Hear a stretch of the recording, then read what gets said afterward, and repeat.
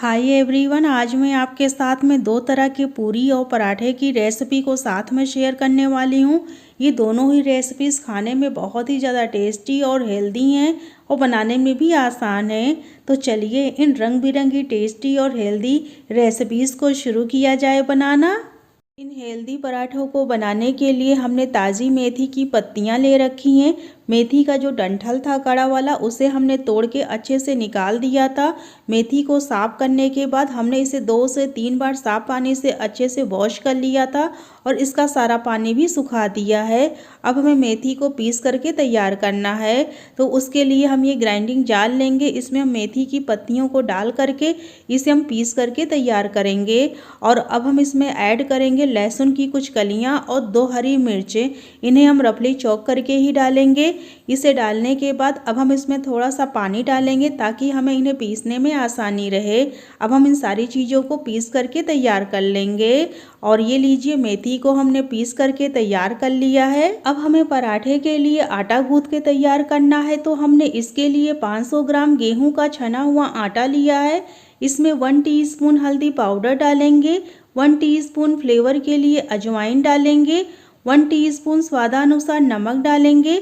अब जो हमने मेथी का पेस्ट बना के रखा हुआ है उसे आटे में डालेंगे। इसे आटे में डालने के बाद अब हम आटे को गूंथ करके तैयार कर लेंगे। शुरू में हम मेथी के पेस्ट से ही आटे को गूंथ करके तैयार करेंगे। अगर हमें इसमें पानी की आवश्यकता होगी तभी हम इसमें पानी डालेंगे।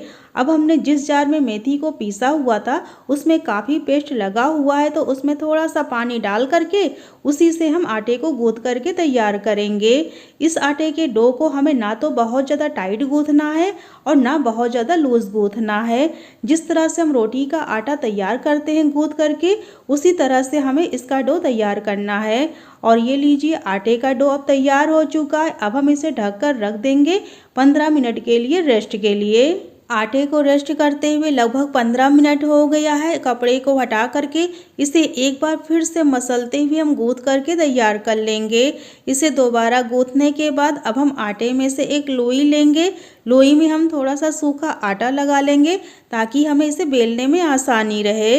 अब हम इसे बेलन की हेल्प से गोल बेल करके तैयार कर लेंगे। जिस तरह से हम नॉर्मल रोटी बनाते हैं, हम इसे नॉर्मल रोटी की तरह ही बना रहे हैं। अगर आप इसे चाहें तो ट्रायंगल शेप में या फिर स्क्वायर शेप में भी बना के तैयार कर सकते हैं। ये आपके ऊपर डिपेंड करता है कि आप इसे कौन सा डिज़ाइन देना चाहते हैं। और ये लीजिए, हमने एक पराठे को बेल करके तैयार कर लिया है। इन पराठे को हम बेलते जाएंगे, इन्हें हम सेकते जाएंगे। पराठे को सेकने के लिए हमने तवे को पहले से गर्म होने के लिए रख दिया था। तवा अच्छे से गर्म हो गया है। अब हम इसके ऊपर पराठे को डाल करके इसे हम सिकने देंगे एक साइड से। अब ये पराठा एक साइड से सिक गया है, इसे हमने पलट लिया है। इसके ऊपर थोड़ा सा घी लगा लेंगे। आप घी या तेल जो भी खाते हैं उसका इस्तेमाल आप कर सकते हैं पराठा सेकने के लिए। पराठा अब दूसरे साइड से भी सिक गया है, इसे हम फिर से पलटेंगे और दूसरी साइड से भी हम थोड़ा सा तेल लगा लेंगे। आप तेल घी जो भी पसंद करते हो वही इस्तेमाल करिएगा। पराठे को हम पलटते पलटते हुए मीडियम टू लो फ्लेम पर सेक करके तैयार कर लेंगे। और ये लीजिए, हमारा ये एक पराठा सिक के तैयार हो चुका है। सेम प्रोसेस से हम बाकी के भी पराठों को बनाकर तैयार कर लेंगे। यदि आप चाहें तो इन पराठों की जगह पर आप इनकी पूरियां भी बना के खा सकते हैं। पूरियां भी इनकी बहुत ही ज़्यादा टेस्टी और लाजवाब बन के तैयार होती हैं। और अगर आप ज़्यादा घी या तेल खाना पसंद नहीं करते हैं तो आप इनकी रोटियां भी बना के खा सकते हैं। नॉर्मल रोटियां भी इनकी बहुत ही टेस्टी और हेल्दी बन के तैयार होती हैं। इन पराठों को अपने बच्चों के लंच बॉक्स में दीजिए, बच्चे बहुत ही चाव से खाएंगे। हमने इसे बनाने के लिए मेथी का इस्तेमाल किया है, तो ये पराठे काफ़ी हेल्दी भी हो जाते हैं। और ये लीजिए, हमने सारे पराठों को सेक करके तैयार कर लिया है। इन रंग बिरंगी पूरियों को बनाने के लिए सबसे पहले हम एक टमाटर की चटनी बना के तैयार करेंगे। तो गैस पर हम एक कढ़ाई या पैन रखेंगे। इसमें हमने 2 बड़े साइज़ के टमाटर को रफली चॉप करके डाल दिया है। थोड़ा सा कटा हुआ अदरक डालेंगे, 10-12 कलियां लहसुन की डालेंगे, 3 सूखी लाल मिर्ची डालेंगे और 1 मिनट तक हाई फ्लेम पर सारी चीज़ों को अच्छे से भून लेंगे। और अब हम इसमें 2 चम्मच डालेंगे पिसी हुई लाल मिर्ची का पाउडर। इसे डालने के बाद अब हम इसे हाई फ्लेम पर 1 मिनट तक फिर से भून लेंगे। अब ये चटनी देखिए काफ़ी ड्राई फ्राई हो चुकी है। तो अब हम इसमें थोड़ा सा पानी डालेंगे और इसे हम 2 मिनट तक मीडियम टू लो फ्लेम पर भून लेंगे। टमाटर को हमें पूरी तरह से गलाना नहीं है, बस ये हल्के से सॉफ्ट हो जाएं। और ये लीजिए, हमने टमाटर को फिर से 2 मिनट तक मीडियम फ्लेम पर भून लिया है। तो अब हम गैस को ऑफ कर देंगे और चटनी को पीस करके तैयार कर लेंगे। चटनी हमारी पीस के तैयार हो चुकी है और साथ में हमने बीटरूट का जूस भी निकाल लिया है और पालक को भी पीस करके तैयार कर लिया है। पालक को हमने इस रेसिपी में बिल्कुल भी बॉयल नहीं किया है, हमने कच्ची पालक का इस्तेमाल किया है। तो अब हम चलते हैं आगे के प्रोसेस के लिए। पूरियां बनाने के लिए सबसे पहले हम आटा गूंथ के तैयार करेंगे। तो हमने यहाँ पर लगभग 700 ग्राम आटा लिया है। इसमें हमने 1 टीस्पून नमक डाल दिया है। नमक पूरी तरह से ऑप्शनल है, अगर आप पूरियों में पसंद करते हो तो ज़रूर डालिएगा। और मोयम के लिए हमने इसमें 4 बड़े चम्मच के लगभग घी डाला है। अगर आप चाहें तो तेल का भी मोयम दे सकते हैं। मोयम को अच्छे से आटे के साथ में मिक्स कर लेंगे। मोयम को आटे के साथ में मिलाने के बाद हम आटे को 3 भाग में डिवाइड कर लेंगे, क्योंकि हम 3 अलग रंग की पूरियां बनाने वाले हैं। आटे का एक भाग लेंगे और पीसी हुई पालक की प्यूरी को इसमें हम थोड़ा थोड़ा डाल करके आटे का डो तैयार कर लेंगे। हमें इसमें एक्स्ट्रा पानी डालने की आवश्यकता नहीं पड़ेगी, ये पालक की प्यूरी से ही डो तैयार हो जाएगा। इन आटे से हम बनाने वाले हैं पूरियां। तो पूरियों का जो आटा लगता है वो थोड़ा सा सख्त ही लगता है, इसलिए आप आटे को थोड़ा सा टाइट ही गूंथ करके तैयार करिएगा। और ये पालक वाला डो तैयार हो चुका है। अब हम चटनी वाला डो तैयार करेंगे। ये जो टमाटर की चटनी वाली पूरी बनती है, काफ़ी स्पाइसी और मसालेदार बनके तैयार होती है और खाने में भी काफ़ी चटपटी होती है।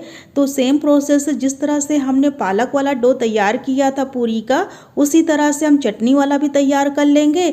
और बाकी का जो चुकंदर वाला डो है, सेम प्रोसेस से हम उसे भी तैयार करेंगे। और ये लीजिए, हमने तीनों तरह के डो तैयार कर लिए हैं। अभी हम इसे ढककर रख देंगे लगभग 20 मिनट के लिए, रेस्ट के लिए, ताकि आटा अच्छे से सेट हो जाए। 20 मिनट के बाद हम इसे दोबारा चेक करेंगे। आटे को रेस्ट करते हुए लगभग 20 मिनट से ज़्यादा हो गया है। अब हम इसे एक बार फिर से मसलते हुए गूंथ करके तैयार कर लेंगे और आटे की हम छोटी छोटी लोइयाँ काट करके तैयार कर लेंगे। आप जिस तरह की पूड़ियाँ साइज़ में चाहते हो उतनी बड़ी लोई आप काटिएगा। तो इनकी लोइयाँ काटने के बाद अब हम जो इनके पेड़े बना के तैयार कर लेंगे। और ये लीजिए, हमने तीनों ही तरह के आटे के पेड़े बना के तैयार कर लिए हैं। तो अब हम पूरियों को बेलना शुरू करेंगे। तो हम ये रोलिंग बोर्ड लेंगे, इस पे हम एक आटे का पेड़ा रखेंगे, हल्का सा इस पे तेल लगा लेंगे। अगर आप चाहें तो सूखा आटा भी छिड़क सकते हैं। वैसे हमें इन दोनों की आवश्यकता नहीं पड़ेगी, क्योंकि हमने आटे में मोयम दिया है, तो ये ऐसे ही बेला जाएंगी। अब हम बेलन की हेल्प से इसे हम गोल बेल करके तैयार कर लेंगे। इन पूरियों को बनाने के लिए हमने एकदम नेचुरल सब्जियों का इस्तेमाल किया है, तो इससे इनका टेस्ट और टेक्सचर दोनों ही अच्छा होता है। हमने इसे बनाने के लिए किसी भी प्रकार का फूड कलर का इस्तेमाल नहीं किया है। तो हमने यहाँ पर लीजिए दूसरी पूरी को भी बेल करके तैयार कर लिया है। इसी तरह से हम सारी पूरियों को बना के तैयार कर लेंगे। तो हमने लीजिए कुछ पूरियों को बेल करके तैयार कर लिया है। पूरियों को हम बनाते जाएंगे और इन्हें हम फ्राई करते जाएंगे। पूरियों को फ्राई करने के लिए हमने तेल को गर्म होने के लिए रख दिया था। तेल अच्छे से गर्म हो गया है। अब हम तेल में एक एक पूरी को डाल करके फ्राई कर लेंगे। जब तेल अच्छे से गर्म रहे तभी आप पूरियों को तेल में डालिएगा। कम गरम तेल या फिर मध्यम गरम तेल में डाल करके पूरियों को मत फ्राई करिएगा। और गैस की फ्लेम को आप मीडियम टू हाई रखिएगा। और ये लीजिए, हमने कुछ पूरियों को फ्राई कर लिया है। सेम प्रोसेस से हम सारी पूरियों को फ्राई करेंगे। यदि आप वही एक जैसे सिंपल सी पूरी और पराठे को खाकर बोर हो गए हैं, तो एक बार आप इन रंग बिरंगी टेस्टी सी पूरियों को घर में ज़रूर बनाइएगा। ये घर में सबको बहुत ही ज़्यादा पसंद आएंगी। और ये लीजिए, हमने सारी पूरियों को फ्राई कर लिया है। ये पूरियाँ इतनी खाने में स्वादिष्ट होती हैं कि आपको किसी सब्जी, अचार या दही की ज़रूरत ही नहीं पड़ने वाली है।